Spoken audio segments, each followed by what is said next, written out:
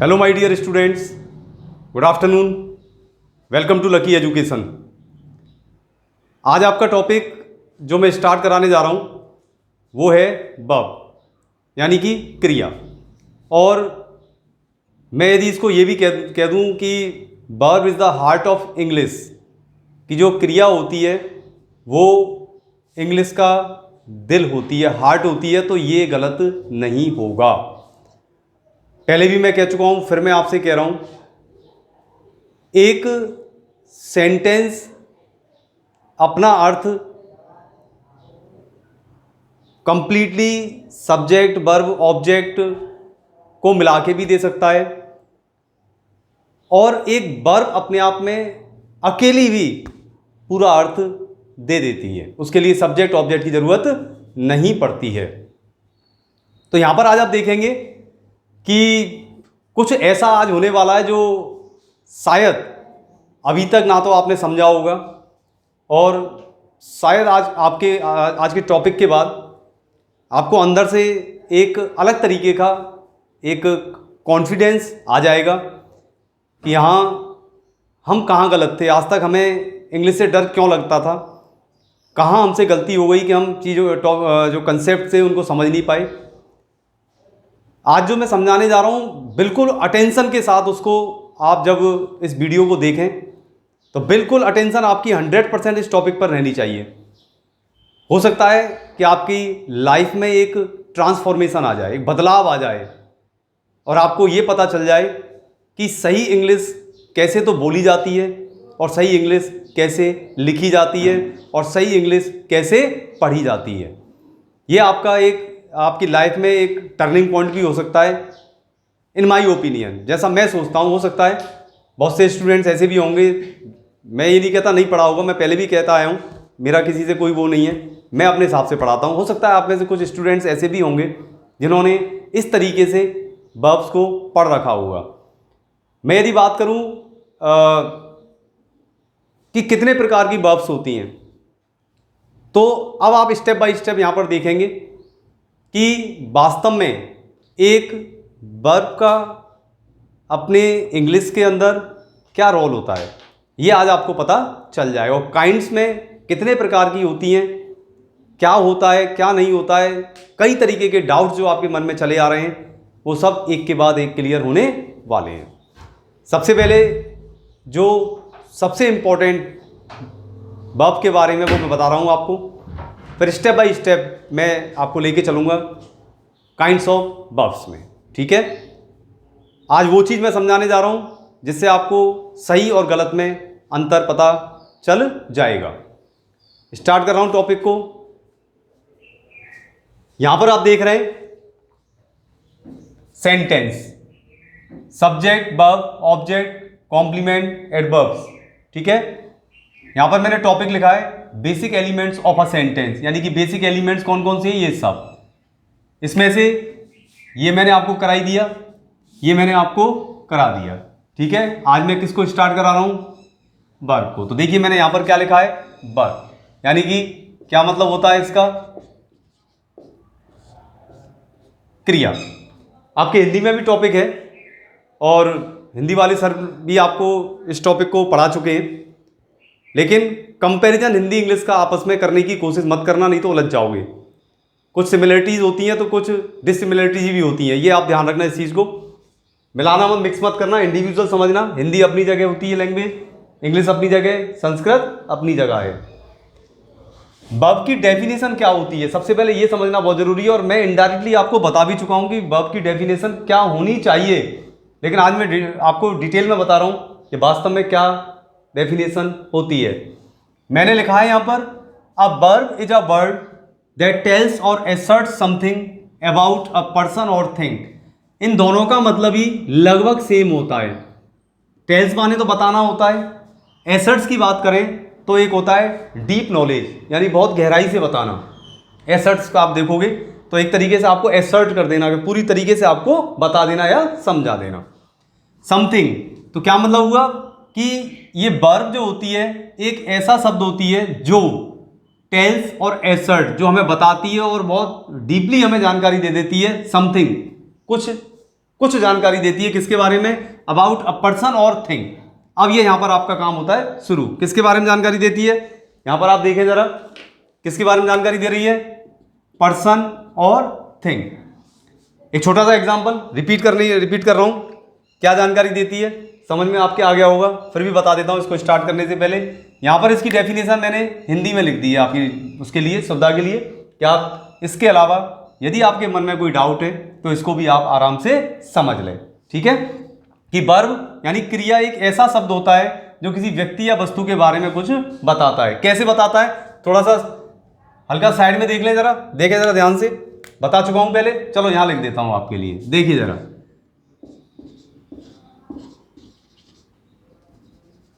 He gave me a book, बताया था मैंने कहा था इससे क्वेश्चन पुटअप कीजिए आप, ये सब जानकारी मिल जाएगी, चाहे वो पर्सन हो चाहे वो थिंग हो। कैसे मिलती है, क्वेश्चन पुटअप कीजिए। हु, दिया तो किसने दिया, कौन था देने वाला, जवाब मिला आपको ही क्या हो गया, सब्जेक्ट हो गया। यहां पर आ जाइए, दो क्वेश्चन पुटअप कीजिए, whom और what। तो इस वर्ब ने पर्सन के बारे में बताया, देखिए यहां पर बताया नहीं बताया। अब देखिए थिंग के बारे में कैसे बताया, कि दिया तो किसको दिया, मुझे, पहला ऑब्जेक्ट हो गया, कौन सा ऑब्जेक्ट होता है ये, आयु, जानकारी दे चुका हूं पहले ही, समझ लेना आप ध्यान से। क्या दिया, अब देखिए यहां पर क्या मैंने बताया था, जब what का जवाब मिलता है वो किसके रूप में जाता है, थिंग के रूप में। क्या दिया, अब बुक, ये क्या हो गई, डायरेक्ट ऑब्जेक्ट। अब ये बुक है, नॉन लिविंग है, क्या हो गई, थिंग। ये देखिए जरा, तो ये सब चीजें, चाहे वो लिविंग पर्सन हो, चाहे आईओ हो, चाहे डीओ हो, एक सेंटेंस में ये सब चीजें हमें किसने बताई थी, बाब ने। देखिए गेम ने हमें सब बता दिया, बताया नहीं बताया, वही डेफिनेशन मैंने यहां पर लिखी है कि वर्ब एक ऐसा शब्द होता है जो किसी व्यक्ति, देखिए यहां पर ये व्यक्ति, किसी व्यक्ति या वस्तु, देखिए वस्तु, यहां पर फिर दोबारा से व्यक्ति वस्तु के बारे में कुछ बताता है। बता दिया कि दिया तो देने वाला कौन और किसको दिया और क्या दिया, बस यही मैंने डेफिनेशन में यहां पर लिख दिया। ये होता है इसकी एक बेसिक, हम कह सकते हैं बेसिक डेफिनेशन है, लेकिन इसका जो रोल होता है वो आप देखें कि किस तरीके का रोल ये प्ले करती है, उसको आप यहां से देखेंगे और समझेंगे जरा ध्यान से कि किस तरीके का इसका रोल होता है, उसको ध्यान से समझना है आप जरा। देखिए यहां पर मैंने लिखा है कि ही इज फ्लाइंग अ काइट। अब आपको अंतर करते हुए चलना है, कहाँ गलती हम लोग करते चले आ रहे हैं और कर रहे हैं और करते भी रहेंगे, वो गलती आपको अब करेक्ट कर लेनी है। तो काइंड्स नहीं चल रहा, मैंने केवल और केवल आपको नॉलेज के लिए बता रहा हूँ। काइंड्स में सब चीज़ें स्टेप बाय स्टेप आ जाएंगी, आपकी पूरा चार्ट बनवा दूंगा आपको कितनी काइंड्स होती हैं। आप बेसिक नॉलेज ले लीजिए आप सबसे पहले कि हम क्या गलती कर रहे थे, क्या गलती कर रहे हैं और क्या गलती करते ही रहते, तो उसको आप करेक्ट कर लेना। देखिए ही इज फ्लाइंग अ काइट, वह उड़ा रहा है। एक बच्चे ने मुझसे पूछा था सर वर्ब और मेन वर्ब में क्या अंतर होता है। देखिए जिस वर्ब के साथ हेल्पिंग वर्ब लग जाए वो मेन वर्ब हो जाती है, यानी कि हेल्पिंग वर्ब जो मदद कर रही है और मेन वर्ब जो फंक्शन कर रही है पूरा। तो इसमें हेल्पिंग वर्ब कौन सी है, ये तो मदद कर रही है। क्या मदद कर रही है कि ये टेंस कौन सा है, ये मदद कर रही है एज के टेंस कौन सा है, तो ये तो मदद करने वाली है, तो ये तो किस में चली गई, ये तो हो गई HV। फंक्शन किसका पूरा हो रहा है, फ्लाइंग का, फ्लाइंग पूरा फंक्शन कर रही है, तो फ्लाइंग कौन सी हो गई, MB। आगे अंतर समझ में, कमेंट बॉक्स में डाला था किसी बच्चे ने, देख लेना ध्यान से, ठीक है। तो वर्ब तो ये है पूरा, वो तो एक शब्द है, लेकिन अब ये इसके पार्ट्स हैं, अलग अलग है कि सर मेन वर्ब कौन सी है। वर्ब वो तो काइंड्स में आ जाएंगे सब, ये तो वर्ब पूरा एक शब्द होता है। यहां पर अब ये हेल्प कर रही है तो ये हेल्पिंग वर्ब है, ये फ्लाइंग फंक्शन कर रही है तो मेन वर्ब है। कभी कभार आपने देखा होगा कि जब हम लिखते हैं कि once upon a time there was a king, आपने बहुत स्टोरीज लिखी हैं और लिखते भी चले आए, तो वॉज और वर्ब कौन से टेंस में यूज किया जाता है, बताइए मुझे जरा।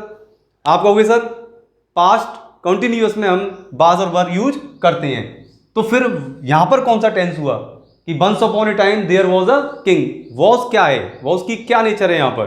देखिए ये सब चीजें आपको मैं डाउट क्लियरिंग क्लास में अपने आप बता दूंगा, लेकिन मैंने आपसे क्वेश्चन किया क्योंकि आपने मुझसे कमेंट बॉक्स में पूछा है, इसलिए मैंने यहां पर बता दिया कि जब ये हेल्प कर दे किसी की जब ये हेल्प कर दे किसी की तो ये हेल्पिंग वर्ब होती है, दूसरी कौन सी हो जाती है, मेन वर्ब। जब ये अकेली रह जाए, जब ये अकेली रह जाए और कोई इसके साथ में नहीं हो तो ये अपने आप में मेन वर्ब हो जाती है। फिर जैसे सी इज ब्यूटीफुल, वह खूबसूरत है। अब सी इज ब्यूटीफुल, इज लगा दिया आपने, इज में कोई फंक्शन हो रहा है क्या, कोई फंक्शन नहीं हो रहा। और ब्यूटीफुल क्या है, एडजेक्टिव है, तो कोई फंक्शन थोड़ी हो रहा है इसमें। लेकिन ये हमें केवल और केवल जो चीज़ है, जो परमानेंट है, जिसको हम बदल नहीं सकते, उसके बारे में हमें नॉलेज दे देती है। यानी कि ये कभी भी बिना मेन वर्ब के फंक्शन नहीं करती है, ये आपको ध्यान रखना है। यानी एजआरएम वॉज वर्ब जब आप इंडिविजुअल लगाओगे, जैसे आपने कहा I am an honest boy, आपने ये लगा दिया, अब है तो है ही आप भी ईमानदार, आपको कोई उसमें फंक्शन थोड़ी हो रहा है आपकी ईमानदारी में कि ईमानदारी से कुछ और काम हो रहे हैं, कुछ नहीं हो रहा,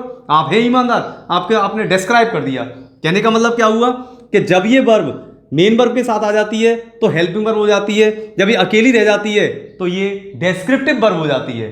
डेस्क्रिप्टिव का मतलब क्या हुआ, डिस्क्राइब से बना है। डिस्क्राइब का मतलब होता है वर्णन करना। वर्णन करने का क्या मतलब है, जो चीज है उसके बारे में एज इट इज जानकारी दे देना। ये अपना कोई फंक्शन नहीं करती है। जैसे once upon a time there was a king, राजा तो हुआ था, राजा होने में कोई फंक्शन हो रहा है क्या, तो कोई क्रिया कुछ काम कर रही है कि वॉज काम कर रही है, नहीं कर रही। राजा था, हुआ हुआ आज तक है। हिस्ट्री में खूब पढ़ते हैं आप, दुनिया भर के शब्द यूज होते हैं इस तरीके की, बाबा खूब काम में आ रही है, आप देखना ध्यान से। तो राजा तो हो गया, हो गया, इतिहास बन गया उसका। फंक्शन हो रहा है क्या वॉज में, कोई फंक्शन नहीं हो रहा, जो था वो है, चल रहा है, चलने दो जो जैसा भी है, लेकिन अब कोई चेंज नहीं हो रहा उसमें। तो डिस्क्राइब करने वाली जितनी भी वर्ब्स होती है, चाहे वो एजआरएम वर्ब हो, चाहे वो हैज़ जो भी हो, जो डिस्क्राइब करें वो डिस्क्रिप्टिव वर्ब हो जाती है। और जो फंक्शन कर दे, जो फंक्शन कर दे वो फंक्शनल वर्ब हो जाती हैं। फंक्शन कैसे होता है, आई एम प्लेइंग, मैं खेल रहा हूं। आई एम ईटिंग, मैं खा रहा हूं, खाने में मूवमेंट चल रहा मुंह का। खेलने में क्या हो रहा है, आपके हाथ पैर चल रहे हैं, फंक्शन हो रहा नहीं हो रहा है, बताइए। I am writing a letter, मैं एक पत्र लिख रहा हूं। लेटर, राइटिंग, राइटिंग में क्या हो रहा है, आप लिख रहे हैं, लिखने का फंक्शन हो रहा है। तो ये किस में चली जाती है, फिर फंक्शनल वर्ब में चली जाती हैं। एक बच्चे ने कमेंट बॉक्स में लिखा, मुझे मौका मिल गया, मैंने देखो स्टार्टिंग उसी से कर दी और समझा दिया उसको, ठीक है। लेकिन अभी भी कंप्लीट नहीं है। काइंड्स में आपको पता चलेगा कि क्या होता है और क्या नहीं होता है। अब मैं आता हूँ अपने वापस यहाँ पर, लेकिन बहुत अच्छा लगता है, कमेंट बॉक्स में आप लिखते हो तो बहुत अच्छा लगता है। कुछ बच्चों ने जो स्पेलिंग है अच्छा लगा मुझे, उन्होंने रिप्लाई दिया मुझे और लिखा बिल्कुल एक्यूरेट है, बिल्कुल एक्यूरेट स्पेलिंग उन्होंने लिखी है, CIGARETTE। बहुत से स्टूडेंट्स, बहुत से पढ़ाने वाले, वो भी इस बात को कभी कभार इस स्पेलिंग में थोड़े से चकरा जाते हैं, लेकिन हाँ आपने दिया जवाब, मुझे बहुत अच्छा लगा, ठीक है। अब यहाँ पर आ जाते हैं। अब देखना क्या मैं समझाने की कोशिश कर रहा हूँ आज आपको इस लेक्चर में, कि ही इज फ्लाइंग अ काइट, वह एक पतंग उड़ा रहा है। लेकिन मैंने यहाँ पर नीचे लिखा है a kite is flying in the sky, एक पतंग आसमान में उड़ रही है। तो भाई मुझे एक बात बताओ, आप सभी आप ध्यान से सोचना, देखो वर्ब यहाँ भी फ्लाइंग है, वर्ब यहाँ भी फ्लाइंग है। अब अर्थ में अंतर क्यों आ रहा है, फिर अब अर्थ में अंतर क्यों आ रहा है मुझे ये बताइए आप जरा। यहाँ तो आप अर्थ करोगे कि ही इज फ्लाइंग अ काइट, वह एक पतंग उड़ा रहा है। तो देखिए मैं अर्थ लिख रहा हूँ, देखना जरा ध्यान से। एक तरफ तो आपने मुझे बताया कि सर इसका मतलब होता है उड़ाना, वर्ब फ्लाइंग। यहाँ पर क्या अंतर, क्यों अंतर आ गया भाई।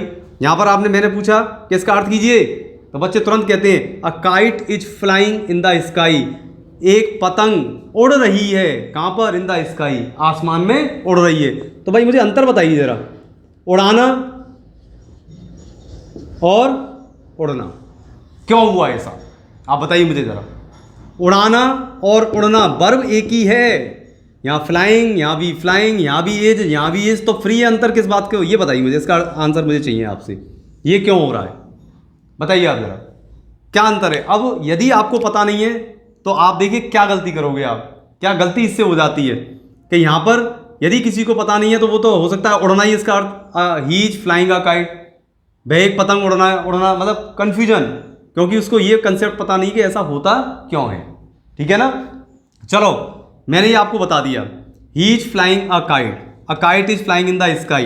देखिए जरा, वह एक पतंग उड़ा रहा है, या ध्यान रखना मेरी बात का, ये गौर करना इस चीज पर। उड़ाना और उड़ना वर्ब एक ही है, ये भी फ्लाइंग है, ये भी फ्लाइंग है, फिर ऐसा क्यों हुआ, फिर ऐसा क्यों हुआ। अच्छा ऐसा हुआ, ऐसा हुआ, तो मुझे एक बात बताइए जरा, ईट माने क्या होता है, खाना। चलो, खिलाना, बताइए कौन सी वर्ब यूज करूं मैं? आप बताएंगे मुझे कमेंट बॉक्स में जाके बताना, ठीक है। रिंग माने क्या होता है, स्टॉप माने क्या होता है, किक माने क्या होता है, वॉक माने क्या होता है। स्टॉप माने क्या होता है, एक छोटा सा एग्जांपल, क्या होता है? रोकना होता है, रुकना होता है, मुझे ये बता दीजिए बस। चलो मैं बता, आप मुझे बताना, क्लियर करेंगे एक एक करके। रोकना और रुकना, क्या ये सही है? क्या एक वर्ब दो अर्थ दे सकती है? अच्छा ठीक है। वॉक माने क्या होता है? घूमना होता है, घुमाना होता है। अच्छा घूमना होता है तो घुमाना क्या होता है? बात समझ आ गई ना मेरी? मैंने कहा स्टॉप माने यदि आप कहोगे रुकना, ठीक है, तो फिर रोकने का मुझे इंग्लिश का वर्जन बताइए, रोकने में कौन सा लगाओगे आप? मेरा ये क्वेश्चन है आप सभी से कि यदि स्टॉप माने रोकना होता है तो रुकने का मतलब बताइए, स्टॉप माने यदि रुकना होता है तो रोकने की मुझे वर्ड मीनिंग बताइए, कोई वर्ड बताओ आप मुझे। यदि ईट माने खाना होता है तो खिलाने की वर्ड बताइए फिर मुझे। यदि आपने कहा, मैंने एक सेंटेंस लिखा, मैंने भिखारी को खाना खिलाया, बताइए जरा, मैंने भिखारी को खाना खिलाया, क्या कहोगे? बहुत से बच्चे कहते हैं, भाई देखो मैं सही बता रहा हूं, बहुत से बच्चे कहते हैं आई एट फूड अ बेगर, आई एट फूड, मैंने खाना खाया, मैंने भिखारी को खाना खाया। सर के वो कह देते सर ईट की सेकंड फॉर्म लगा दो, ईट का मतलब खाना, एट का मतलब खिलाना हो जाएगा, क्या दिक्कत आ रही है? क्यों हो जाएगा? ऐसा ही इतना ही आसानी से हो जाए सब कुछ तो इंग्लिश इंटरनेशनल लैंग्वेज होते हुए भी कुछ लोगों की पहुंच से आज भी बहुत बाहर है। क्यों बाहर है? स्पेशली जो रूरल एरियाज में हमारे बच्चे रहते हैं उनकी पहुंच से तो बहुत दूर है। बहुत से बच्चों के अंदर तो डर बैठा हुआ है इस चीज़ का। मेरे पास ऐसे ऐसे स्टूडेंट्स आते हैं जो कहते हैं सर डर लगता है। जो इंग्लिश मीडियम के स्टूडेंट्स हैं वो कहते हैं सर डर लगता है। क्यों डर? क्यों ये शब्द क्यों यूज किया जाता है? डर शब्द क्यों यूज हो रहा है? इसीलिए यूज हो रहा है, इसीलिए यूज हो रहा है। समझ लो जरा, बैठ जाओ सामने, बिल्कुल देखो क्या हो रहा है, ऐसा क्यों होता है, ठीक है। तो देखिए जरा, समझना, पूरे वीडियो ध्यान से देखते चलना। यदि स्टॉप माने रोकना होता है तो मैंने आपसे कहा कि रोकने का मुझे वर्जन बताइए कौन सा है, इसका वर्ड मीनिंग दीजिए मुझे आप। यदि ईट माने खाना होता है तो मुझे बताइए खिलाने का मतलब क्या होता है, बताइए आप जरा, कि खिलाना क्या, कौन सा वर्ड मीनिंग यूज करूंगा बताइए। अब देखिए जरा, फ्लाइंग माने उड़ना भी हो गया और उड़ाना भी हो गया। तो ऐसा दिमाग में मत बसा लेना, ऐसा दिमाग में मत फीड कर लेना कि फ्लाइंग का मतलब उड़ना और उड़ाना दोनों होता है, तो स्टॉप का मतलब रोकना रुकना भी हो सकता है, ईट का मतलब खाना खिलाना भी होता है। देखिए ईट का मतलब खाना तो हो सकता है, ईट माने खाना, आई एम ईटिंग फूड, मैं खाना खा रहा हूं। तो ईट माने केवल खाना होता है, लेकिन खिलाने के लिए मुझे चेंज करना पड़ता है। देखिए जरा, खिलाने के लिए होता है फीड। अब अंतर देखते चलना ध्यान से, खिलाने के लिए क्या होता है? फीड होता है। अब देखिए, यदि आपने इसको देखते हुए और यहां पर ही एप्लीकेबल कर दिया दोनों में, देखें जरा ध्यान से इसको, यदि ये चीज यहां एप्लीकेबल हो गई तो मैंने भिखारी को खाना खिलाया, और आपने यदि ईट की सेकंड फॉर्म एट लगा दी तो मैंने भिखारी को खाना खाया। आप क्या कहना चाह रहे थे? मैंने भिखारी को खाना खिलाया। देखिए खिलाया, तो आपको क्या यूज करनी थी? Verb feed. आपने क्या यूज कर दी? ईट, क्योंकि आपको फीड पता ही नहीं, क्योंकि आपका तो एक ट्रेडिशनल वे में पढ़ रहे हैं आप। ईट माने खाना, सेकंड फॉर्म एट माने खिलाना, स्लीप माने सोना, स्लेप्ट माने सुलाना, कुछ मतलब ही नहीं है। और सुनिए जरा, चलो मैंने बोल ही दिया है तो लिख रहा हूं। स्लीप माने क्या होता है? सोना, बताइए जरा। स्लीप माने सोना, I am sleeping in my room, मैं अपने कमरे में सो रहा हूं। सुलाना, ट्राई कर लेना, Oxford advance learner dictionary OLD 1,20,000 words हैं, केवल एक ही शब्द है उसमें, स्लीप माने सोना। सुलाने का कोई मीनिंग ही नहीं है, जहां तक मेरी ओपिनियन है। मैं मानता हूं इस चीज को, मैंने तो अपने कैरियर में सुलाने का कोई वर्ड मीनिंग मुझे मिला ही नहीं आज तक। आपको मिल जाए तो आप जरूर कमेंट बॉक्स में जाकर लिख के जरूर भेजना मेरे लिए कि सर सुलाने का वर्ड मीनिंग ये है, हमने देख लिया है, ठीक है।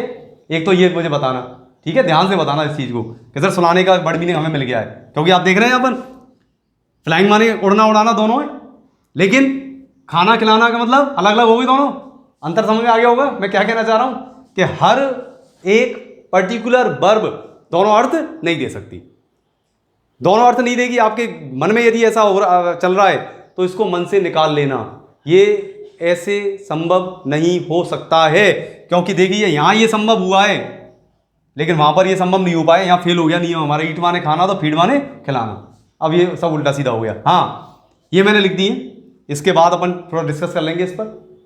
कोशिश ये करना, ये मैंने साइड में लिख दिए, आप इनको थोड़ा कोशिश करना एक बार, जिससे मैं अगले लेक्चर में मैं आऊँ तो कम से कम मुझे लगे कि हाँ, आप मुझे ये पता पड़ जाए कि आपने किस तरीके से इंग्लिश को पढ़ा है। बस स्पेशली इंग्लिश में भी वर्ब को आपने किस तरीके से पढ़ा है, मुझे ना आइडिया लग जाएगा।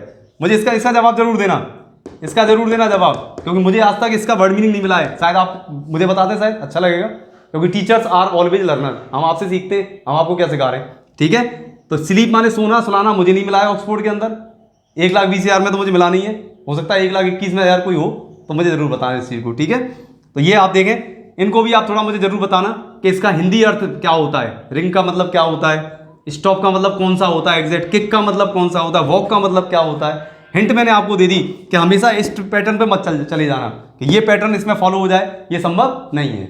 वॉक माने चलना होता है, ये इस चीज़ की कोई गारंटी नहीं है कि वॉक माने चलाना भी होता है। वॉक माने चलना तो खूब आपको पता है, I walk in my garden daily, मैं रोज अपने बगीचे में घूमता हूँ, टहलता हूँ। वॉक माने टहलना, घूमना, लेकिन मैं अपने कुत्ते को घुमाता हूँ, ये चीज़ की गारंटी नहीं है कि वॉक उसके लिए लग जाएगा। बस यही दिक्कत आती है जब आप इंग्लिश लिखते हो, तो लिखते समय इन चीज़ों को यदि जरा सा भी आपने ओवरलुक किया तो आपका अर्थ का अनर्थ हो जाएगा। ठीक है ना, ये आपको ध्यान रखना है। अब थोड़ा सा इस पैटर्न पे आ जाए कि ये पैटर्न कहता क्या है हमसे, इसको जरा ध्यान से समझना। ठीक है, ही इज फ्लाइंग, ही क्या है, सब्जेक्ट। अब दिक्कत नहीं आएगी किसी बच्चे को, इसीलिए मैं पहले लेके चलता हूं। ही इज फ्लाइंग अ काइट, वह उड़ा रहा है, उड़ने से क्या उड़ रही है, पतंग। वॉट का जवाब मिल गया, क्या हो गया ये, ऑब्जेक्ट। कौन सा हो गया ऑब्जेक्ट, डीओ, डायरेक्ट ऑब्जेक्ट। ठीक है, ये क्या हो गया, सब्जेक्ट। तो आपको क्या ध्यान रखना है, अपन समझ लें केवल इसको, डेफिनेशन क्या है, क्या हुआ है, ये बात की चीज है। पहले आप टू द पॉइंट ये समझो कि वास्तव में क्या बताना चाह रहा हूं आज आपको। ही is flying a kite, subject he, flying का मतलब हुआ कि क्या, हमें नहीं पता, हमें कुछ नहीं पता फ्लाइंग का क्या मतलब है। हमें इस चीज की नॉलेज गेन करनी पड़ेगी, आपको डिक्शनरी कंसल्ट करनी पड़ेगी, वर्ब्स को याद करना पड़ेगा। आगे चल के देखना आप, जब आपका सिलेबस शुरू होगा, मैं पर डे आपको वर्ब्स दूंगा कि इनको याद करो आप, एडजेक्टिव कौन सा है इसमें, नाउन कौन सा है, इनको आप देखो, क्योंकि नाउन को वर्ब बना सकते हैं, वर्ब को नाउन बना सकते हैं, नाउन को एडजेक्टिव बना सकते हैं, कुछ भी हो सकता है। इसलिए बी केयरफुल, कोई भी सेंटेंस लिखें, कोई भी पैराग्राफ सामने आए उसको पढ़ें तो आप इस बात का जरूर ध्यान रखें कि उसमें वर्ब कौन सी है और उसका अर्थ क्या है। क्या उसका अर्थ खाना है, क्या उसका अर्थ खिलाना है, क्या उसका अर्थ उड़ना है, क्या मतलब उसका उड़ाना है, इसको आप जरूर ध्यान रखें। तो जब अब सुनना ध्यान से मेरी बात को, कि जब सब्जेक्ट द्वारा किए गए कार्य का इंपैक्ट किसी और पर पड़ जाए, यानी कर्ता ने कोई काम किया और उस काम के करने से कोई और प्रभावित हो गया, कोई और पर उसका प्रभाव चला गया, तो वो जो वर्ब होती है पर्टिकुलर, वो वर्ब आ जाती है हमारी किस कैटेगरी में जाती है, वो जाती है बीटी में। बीटी का मतलब क्या होता है, या तो बीटी बोल लो या क्या कह सकते हैं इसको, ट्रांजिटिव वर्ब। और ट्रांजिटिव वर्ब को कहते हैं, अब आपके थोड़ा समझ में आने लग जाएगा, सकर्मक क्रिया। क्या बोलते हैं इसको, सकर्मक क्रिया। तो कर्ता द्वारा किए गए कार्य का प्रभाव जब किसी और पर पड़ जाए तो वो जो वर्ब होती है पर्टिकुलर, वो होती है सकर्मक। तो उसका अर्थ भी उसी हिसाब से होता है, क्योंकि इसने काम किया तो उड़ना नहीं हुआ, वो खुद नहीं हो रहा है, काम खुद नहीं हो रहा है, पतंग खुद नहीं उड़ रही है, पतंग को उड़ाया जा रहा है। तो ही इज फ्लाइंग अ काइट, वह एक पतंग को उड़ा रहा है। क्लियर। लेकिन जब कोई सब्जेक्ट, मैंने ये भी फिर बता दिया आपको, अब सब्जेक्ट भी पहले बता दिया, काइंड्स ऑफ सब्जेक्ट में देख लेना, काइट भी क्या है, सब्जेक्ट है अपने आप में।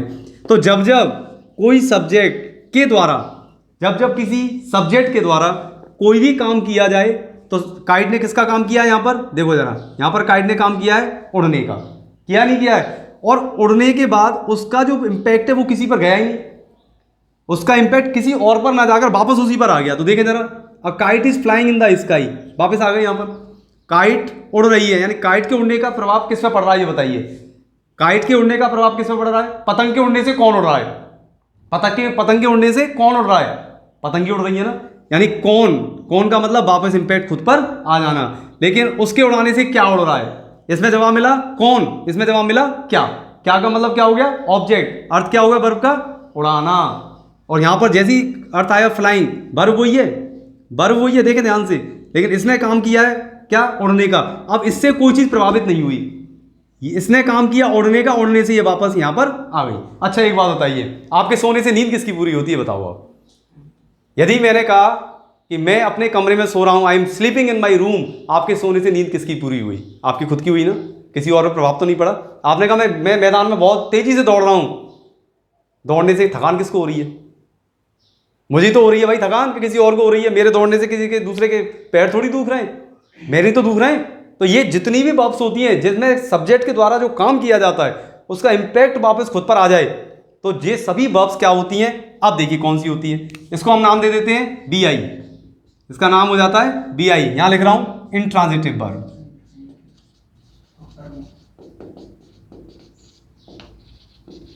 इसको बोलते हैं अकर्मक क्रिया।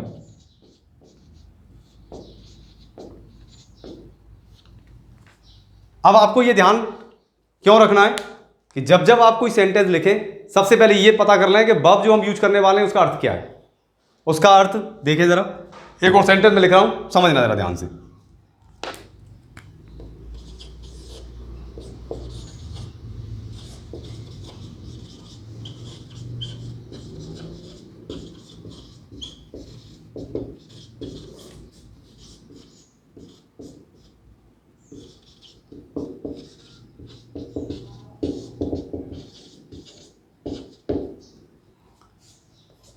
नंबर 4,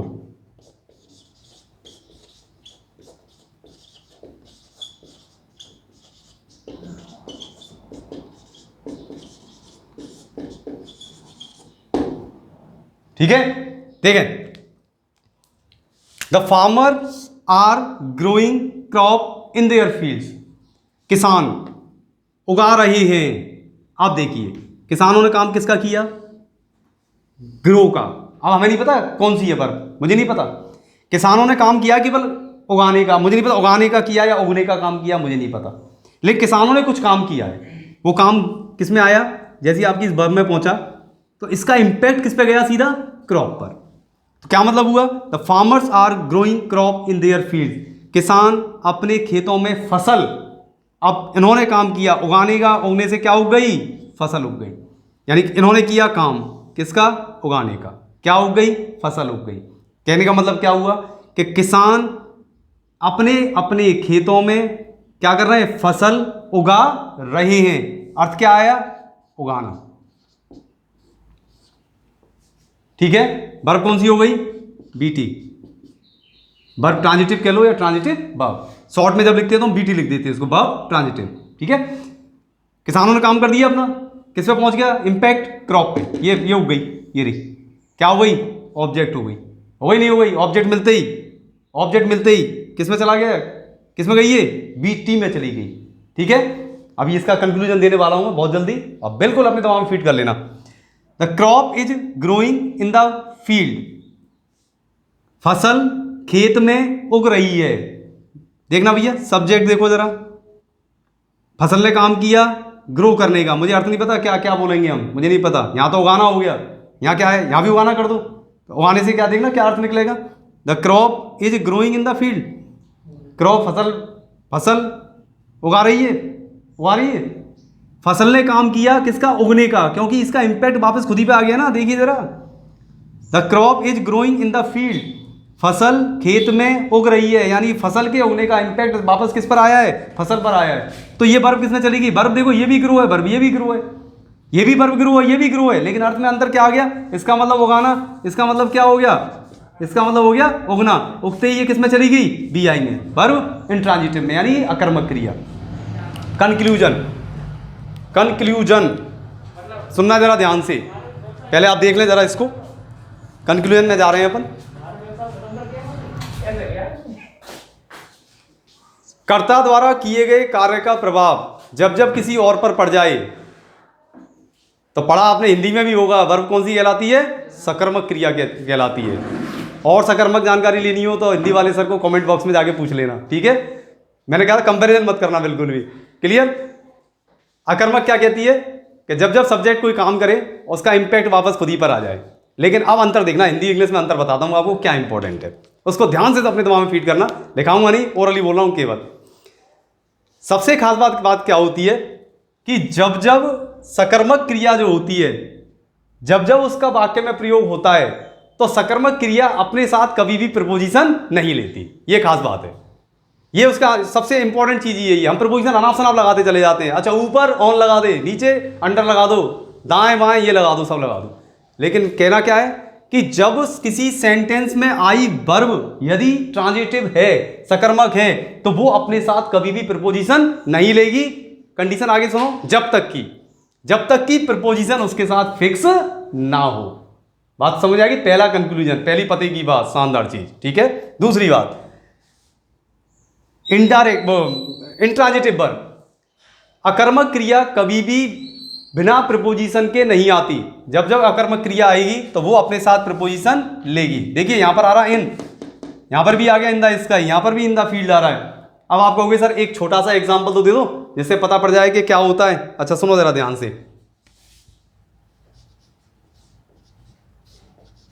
चीन ने भारत पर आक्रमण किया, इंग्लिश बनाओ।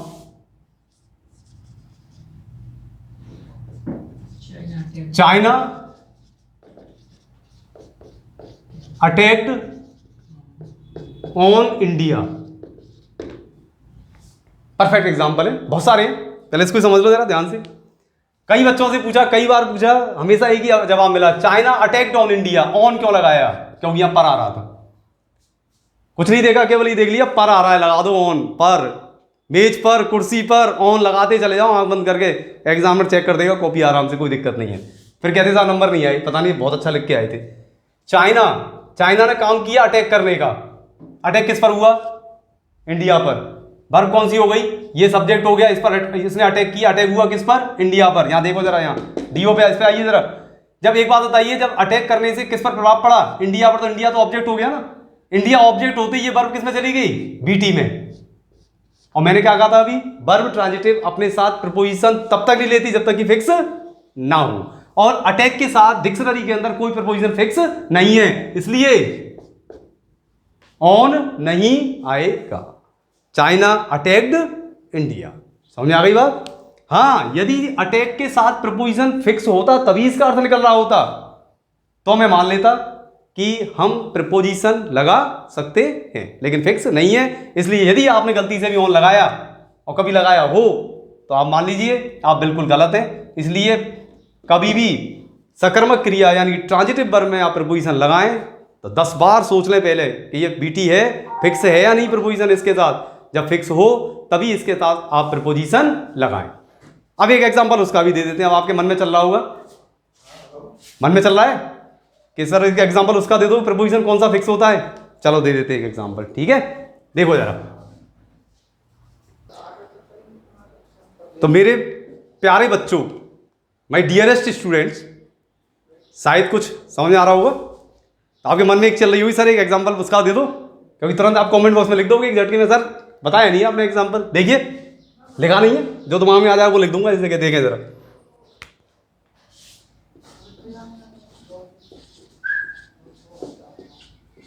The doctors are operating on the patient. Is it correct or not? सही है या नहीं है? देखते हैं, देख लें एक बार। The doctors are operating on the patient. Doctor subject है, अब तो रट गया होगा आपको, ये सब्जेक्ट है। इनके द्वारा काम क्या किया जा रहा है? डॉक्टर्स क्या काम कर रहे हैं? ऑपरेट कर रहे हैं भाई, देखो ये रहा, operating on the patient. Doctor ने काम किया ऑपरेट करने का। ऑपरेट होने से कौन ऑपरेट हो गया भैया? कौन हो गया? पेशेंट। कौन हो गया? पेशेंट। जब पेशेंट ऑपरेट हो गया तो डॉक्टर ने काम किया ऑपरेट करने का, ये वर्ब हो गई। अब वर्ब का इंपैक्ट किस पे गया? सीधा देखो यहां पर जरा, देखो कर्ता द्वारा किए गए कार्य का प्रभाव किस पे पहुंच गया? पेशेंट पर। अब पेशेंट ऑब्जेक्ट हो गया, ऑब्जेक्ट होते ही ये वर्ब किसमें चली गई, बीटी में चली गई, जैसा मैंने आपको बताया है, क्योंकि जो ऑब्जेक्ट ले लेगा वो बीटी में कन्वर्ट होगी, बीटी में जाएगी सीधी। अब आप क्या कहोगे, आप तुरंत आप क्या कहोगे, सर बीटी प्रपोजिशन नहीं आना चाहिए, क्योंकि देख रहे हैं सर मैंने मिटाया नहीं है। ऑन क्यों काटा सर आपने, क्योंकि यहाँ वर्ब बीटी थी तो आपने ऑन काट दिया, यहाँ पर आपने ऑन फिर लगा दिया है। लेकिन मेरे प्यारे बच्चों जरा ध्यान से समझना आप कि यहाँ पर ऑन मैं नहीं हटा सकता, बावजूद इसके कि वर्ब ट्रांजिटिव है, सकर्मक है, प्रपोजिशन नहीं लेती, लेकिन मुझे फिर भी लगाना पड़ेगा। कारण क्या है इसके पीछे, अब देखना आप जरा ध्यान से कि ऑपरेट के साथ जब मैं ऑन लगा दूंगा तो देखे जरा अंतर, देखना जरा, नीचे लिख रहा हूं मैं OPERAT, डिक्शनरी में जाके देखना ध्यान से। ऑपरेट ऑन का मतलब होता है शल्य चिकित्सा, ठीक है, और एक होता है OPERATE, ऑपरेट का मतलब होता है, खाली ऑपरेट का मतलब होता है मशीन शुरू करना या मशीन चालू करना या शुरू करना। तो भाई डॉक्टर्स पेशेंट की मशीन चालू कर रहे हैं या ऑपरेशन कर रहे हैं, देख लो जरा, अंतर लिख दिया, आप देख लेना डिक्शनरी में, ये देखिए डॉक्टर्स मरीज की मशीन चालू कर रहे हैं या उसका शल्य चिकित्सा कर रहे हैं, ये बता दो बस। यदि आप कहोगे नहीं सर शल्य चिकित्सा कर रहे हैं, तो शल्य चिकित्सा कब होगा, जब ऑपरेटर के साथ क्या लगाना पड़ेगा, मुझे ऑन लगाना पड़ेगा, क्योंकि ऑन इसके साथ फिक्स होने के बाद ही इसका अर्थ क्या निकलता है, शल्य चिकित्सा। और यदि आपने खाली बीटी समझ के और यहां से जैसे ऑन हटाया, ऑन हटाते ये सेंटेंस हो जाएगा कि मरीज पेशेंट की क्या कर रहे हैं, मशीन शुरू कर रहे हैं। यहाँ ये अंतर है भैया, देख लो आप सामने आपके, ये अंतर है इंग्लिश के अंदर जो आज तक आप पढ़ते चले आ रहे हैं, ये अंतर है, समझ आ गई बात। यदि आपने आंख बंद करके इंग्लिश लिखी तो अर्थ का अनर्थ होगा, बहुत शानदार अनर्थ होगा। एक अनर्थ ये करते हैं बहुत से, अरे मेरे पिताजी तो डेली अप डाउन करते हैं। अप डाउन का मतलब क्या होता है, कभी पिताजी ऊपर जाते हैं, कभी पिताजी नीचे जाते हैं, यही तो होता है। अप डाउन होता है कोई शब्द, अप डाउन, अप डाउन कोई शब्द नहीं है। यदि आपको बोलना है तो एग्जैक्ट वर्ड होता है कम्यूट, COMMUT, कम्यूट माने होता है रोज जाना और रोज आना। अनाप शनाप मत बोलो, मैंने ऐसे ऐसे इंग्लिश वो पढ़ाने वाले हैं, बाउंडेशन नहीं है सर मेरे लिए कोई, मेरे सर बाउंडेशन नहीं है, बोले चले जा रहे हैं बाउंडेशन, दुनिया बोल रही है हम भी बोलेंगे बाउंडेशन, डिक्शनरी में शब्द ही नहीं है बाउंडेशन। रेस्ट्रिक्शन जरूर है, बाउंडेशन कोई शब्द ही नहीं है। बाउंड शब्द होता है केवल बाउंड। हम क्या ट्रेडिशनल, हम फॉलोअर्स हैं, लीडर नहीं है, लीडर नहीं बनना चाह रहे, फॉलोअर्स हैं। क्यों, क्योंकि एक ने बोल दिया बाउंडेशन तो लाइन लगा के बोले चले जा रहे हैं बाउंडेशन, एक ने बोल दिया अप डाउन करते हैं तो बोले चले जा रहे हैं अप डाउन। ऐसा नहीं होता है, सोचे आप जरा, बाउंडेशन कोई शब्द नहीं, केवल बाउंड शब्द होता है। बाउंड केवल बाउंड है, और यदि आपको बोलना है तो रेस्ट्रिक्शंस बोलिए आप, बाधाएं, रेस्ट्रिक्शंस नहीं है, इस तरीके से आप बोलो। ऐसे नहीं कि आप एक ने बोल दिया तो हम भी उसको बोले चले जा रहे हैं, ठीक है ना। ये चीजें मत करना, आप अपने हिसाब से पढ़ें, अपने हिसाब से समझें, पढ़ाई को टाइम दे थोड़ा सा, बैठे। ये नहीं कि ऑनलाइन शुरू हो गई पढ़ाई तो ऑनलाइन में आपको सब पूरा वो मिल जाएगा, मेहनत आपको भी करनी पड़ेगी, ऐसा नहीं है। मैं आपको कंसेप्ट दे सकता हूँ, मैं आपको वो थीम दे सकता हूँ, वो ऑब्जर्वेशन दे सकता हूँ जो आपकी लाइफ टाइम काम आ जाएगा। पढ़ोगे नहीं, ये भी भूल जाओगे कुछ टाइम बाद, वो आपके ऊपर है, आप डिक्शनरी कितना लेके बैठते हो, कितना आप हमसे पूछते हो, वो आप पे डिपेंड करेगा। तो यहाँ पर क्या है, यहाँ पर बीटी होते हुए भी मुझे प्रपोजिशन नहीं लगा, इस वजह से लगाना पड़ा है क्योंकि बीटी के साथ ऑन लगाने के बाद ही हमारा अर्थ पूरा होगा, इसलिए मुझे बीटी होते हुए भी प्रपोजिशन लगाना पड़ा। और यहाँ पर चूंकि अटैक के साथ प्रपोजिशन फिक्स नहीं था तो बीटी होने की वजह से मुझे ये प्रपोजिशन यहाँ से हटाना पड़ा। ये मेन अंतर होता है। जैसे अब थोड़ा सा अब रिलैक्स हो जाओ, थोड़ा सा मैं आपको वैसे बता देता हूँ ओरली। लुक माने क्या होता है, देखना। लुक आफ्टर माने क्या होता है, देखभाल करना। लुक इनटू माने क्या होता है, लुक फॉरवर्ड टू माने क्या होता है, लुक इनटू माने होता है तलाश करना, खोजना। लुक फॉरवर्ड टू माने होता है किसी का तहे दिल से इंतजार करना। I am looking forward to my best friend who is coming from Delhi. मैं तहे दिल से इंतजार कर रहा हूँ साहब, दिल्ली से आ रहा है मेरा मित्र। अच्छा, लुकिंग फॉरवर्ड टू। यदि आप इसको लुकिंग फॉरवर्ड टू वो लगाओगे तो आपको लुकिंग फॉरवर्ड टू लगाना ही पड़ेगा, तभी उसका अर्थ तहे दिल से इंतजार करना होगा, चाहे वर्ब बीटी क्यों ना हो। बात समझ आ गई। भले ही वो बीटी हो, ट्रांजिटिव हो, सकर्मक हो, तो भी आपको प्रपोजिशन लगाना ही पड़ेगा। यदि फिक्स नहीं है तो कोई दिक्कत नहीं है। I am sleeping in my room, मैं अपने कमरे में सो रहा हूं, आप प्रपोजिशन उसमें लगा सकते हैं, ठीक है। तो ये मेरा आज का थोड़ी सी नॉलेज है, आप देख लें कितना आपको समझ में आया। और वीडियो स्टार्ट करते ही लास्ट तक जरूर देखना, तभी ये समझ में आएगा। बंद मत कर देना बीच में, नहीं तो फिर बंद हो जाएगा, वर्ब भी समझ नहीं आएगी कभी भी आपके। फिर आप यूँ मत कहना सर के हेल्पिंग वर्ब क्या है और मेन वर्ब क्या है, ठीक है, डेफिनेशन वाली बात है। अगला जो मेरा लेक्चर है डेफिनेशन लिखा दूंगा, काइंड्स बता दूंगा। आगे के लिए आप तैयार रहें, क्योंकि जल्दी आपका सिलेबस का टॉपिक में टेंस स्टार्ट करने वाला हूं, और टेंस भी कैसे बने 12, कैसे क्या हुआ, सब कंसेप्ट में चलेंगे अपन, ढंग से पढ़ते चले आप। ठीक है, stay home, stay safe, thank you.